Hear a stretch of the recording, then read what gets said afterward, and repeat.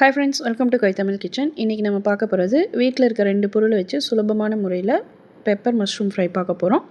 ஒரு கடாயில் வந்து 1 டேபிள் ஸ்பூன் பட்டர் உருகினதுக்கப்புறம் 1 டீஸ்பூன் ஜீரகம், கொஞ்சம் கருவேப்பிலை போட்டுக்கோங்க. ஒரு 7 பல் பூண்டு குட்டி குட்டியாக கட் பண்ணி போட்டு நல்லா வதக்கிக்கலாம். வதங்கினதுக்கப்புறம் ஒரு பெரிய வெங்காயம் பொடியாக கட் பண்ணி வச்சுருக்கேன், அதையும் போட்டுட்டு நல்லா கண்ணாடி பதம் வர வரைக்கும் நல்லா ஃப்ரை பண்ணிக்கோங்க.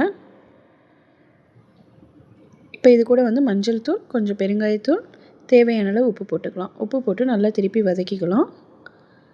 இப்போ நான் 200 கிராம் மஷ்ரூம் எடுத்திருக்கேன். மஷ்ரூமை 2 கட் பண்ணி போட்டுக்கலாம். போட்டுட்டு இது கூட தேவையான அளவு உப்பு போட்டுக்கோங்க.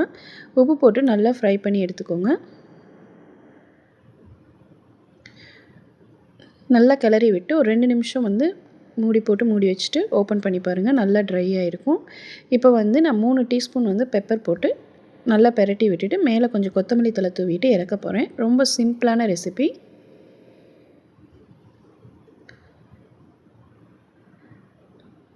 இப்போ லைட்டாக மேலே கொத்தமல்லி தழை தூவிட்டு அப்படியே இறக்கி சூடாக சாப்பிட்டோம்னா செம்ம டேஸ்ட்டாக இருக்கும். ரொம்ப சிம்பிளான ரெசிபி. கண்டிப்பாக வீட்டில் ட்ரை பண்ணி பாருங்கள். இந்த ரெசிபி பிடிச்சிருந்தா கமெண்ட் பண்ணுங்கள், ஷேர் பண்ணுங்கள், லைக் பண்ணுங்கள். தேங்க்யூ.